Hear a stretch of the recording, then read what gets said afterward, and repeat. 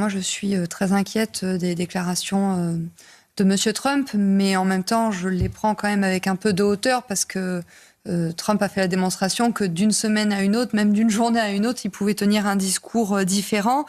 Moi, ce que je ressens, là, en tout cas dans la population française, c'est deux choses. C'est une anxiété qui persiste sur ce conflit.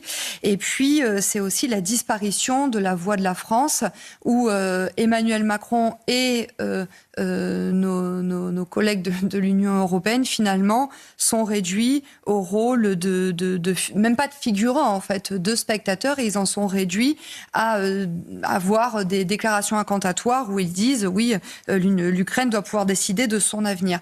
Très bien, mais si c'est évidemment ce que je partage, mais le problème, c'est qu'Emmanuel Macron n'a pas été au niveau. Il avait promis qu'il jouerait un rôle majeur dans la résolution de la paix, et malheureusement, ça n'est pas le cas.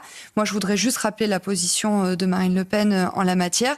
Ça fait 3 ans qu'elle dit qu'il faut mettre tout en œuvre pour mettre autour de la table les différentes parties pour que les conditions de la paix, en fait, soient une paix acceptable, équitable et juste, pour pas, en fait, un mauvais accord, si vous voulez, soit le terreau de la guerre d'après.